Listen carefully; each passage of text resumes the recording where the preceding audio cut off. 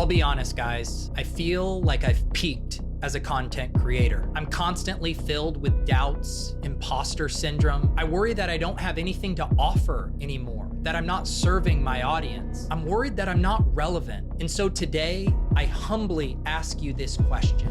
Should I become an engagement farmer?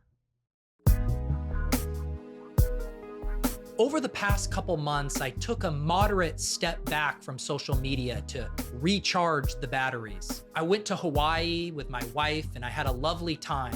But when I returned, I couldn't help but notice that my friends, my peers, my colleagues, my co-hosts were all thriving as online engagement farmers. Was I being left behind? They'd fire off tweets and immediately be inundated with bountiful replies, their notifications pinging, vicious subtweets and private DMs being sent behind their back, their Twitter impressions soaring like inflation in the United States. Sorry to get political. They'd tweet things that I found entirely unnecessary to be said at all. And yet here we were debating whether avocados were actually good or not.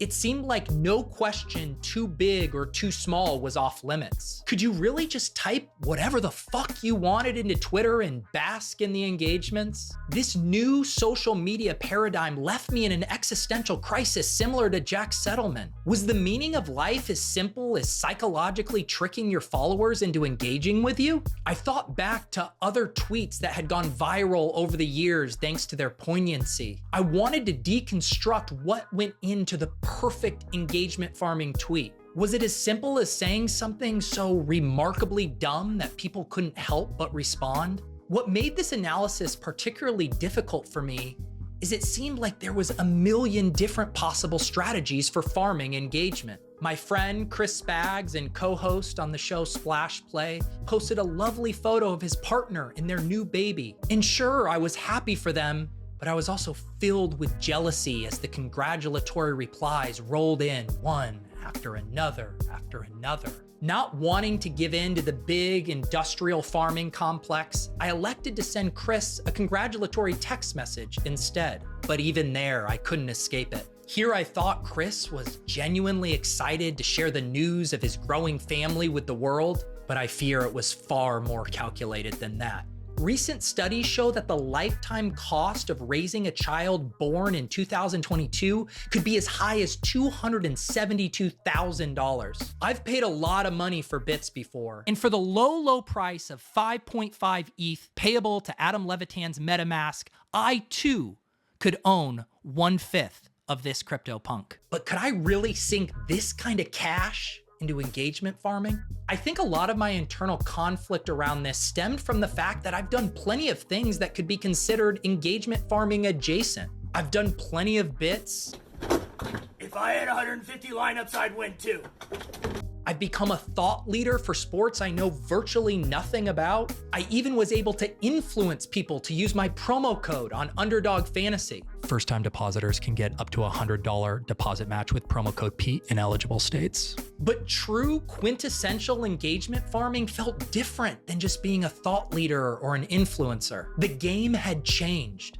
Dare I say the content meta had been flipped on its head. I knew I'd need to adapt or risk falling behind. Part of me wondered if I was just built different, if I didn't have the right vibe to be an engagement farmer. I mean, I'm on record discussing what is quite literally the opposite of engagement farming. I've talked about how I hate engagement farming. Like, to me, the perfect tweet is one that has only retweets and likes. I don't want to have to go look at my mentions. Just give me the little dopamine of that, and I do not give a shit about what you say back. I often think of banal things that I could post that would compel no one to respond, like Wordle content, for instance. Did I have it in me, the raw talent to be a great engagement farmer?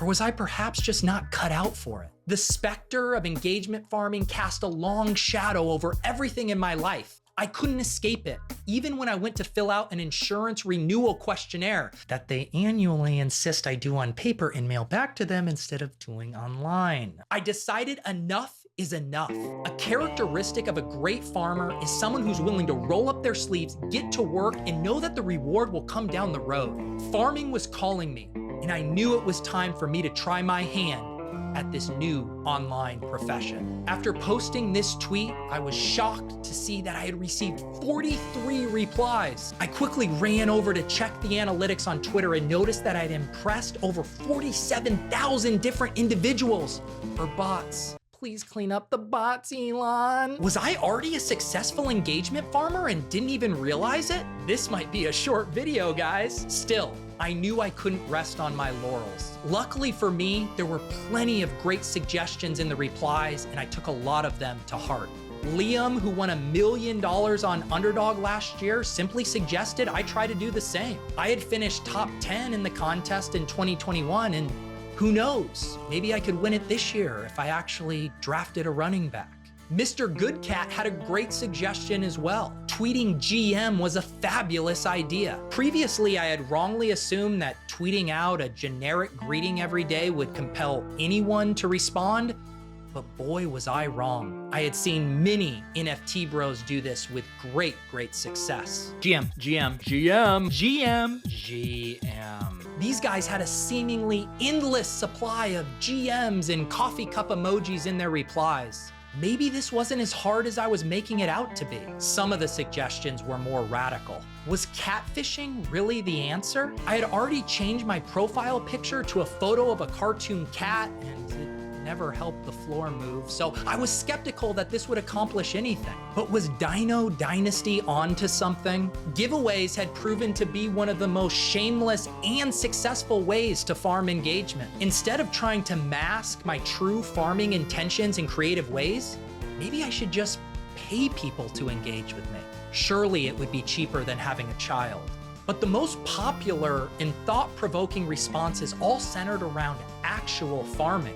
Could the answers to my problems be found in the literal sense of the word? I use Instacart and DoorDash. I've never toiled in the land. Leave a season follow for recovery? Sounds like an impenetrable line in an Emily Dickinson poem. But I knew what I had to do.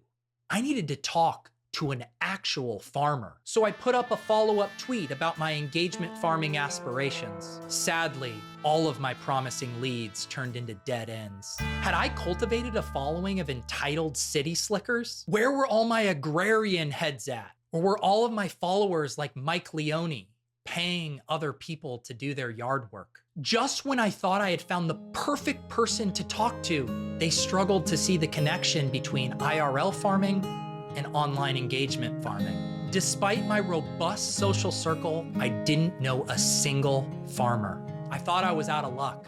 That is until I stumbled upon Lothar Bowman, a legendary farmer who raised the first crop of sweet corn in 1979. I had found a video of his in which it seemed like he was speaking directly into my soul. I'm Lothar Bowman, and here's a little bit of advice for people that want to get into farming.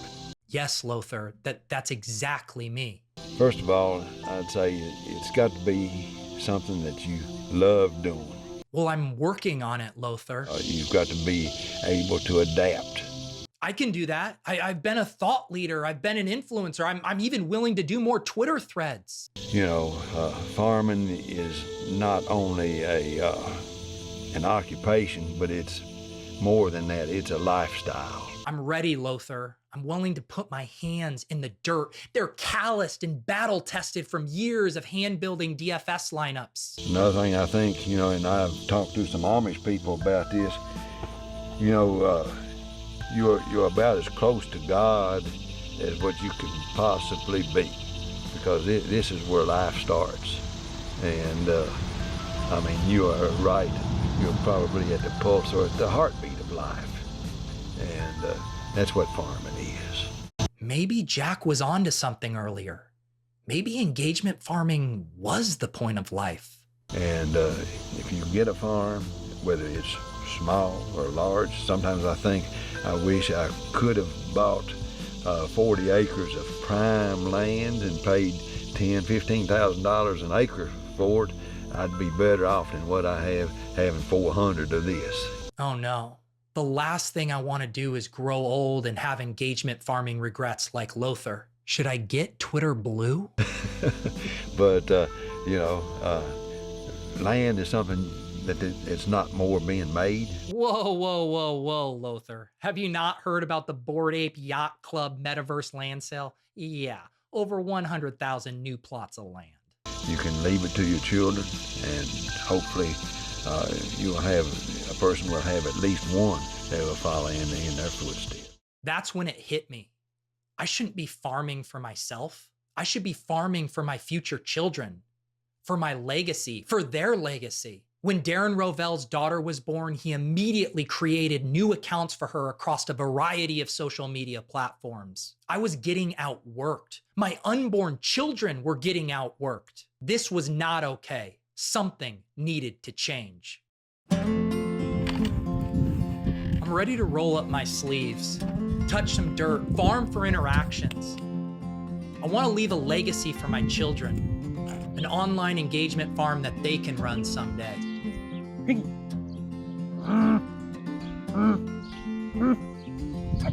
I'm ready to do as the fantasy ladder suggests and ask a lot of questions, from basic and safe to controversial, for that delightful ratio probability that you already know the answer to or have a take on, while acting like you care how other people answer them. I'm ready to do a giveaway. I'm ready to pay you to engage with me. Seriously, I'm dead fucking serious. Anyone who subscribes to this channel and leaves a comment with a farming tip for me will be entered into a drawing to win $500. Again, I'm dead fucking serious, but you have to be subscribed to the channel and you have to leave a farming tip in the comments section. I will draw the winner on next week's episode of Club Top Shot, a show on my other YouTube channel.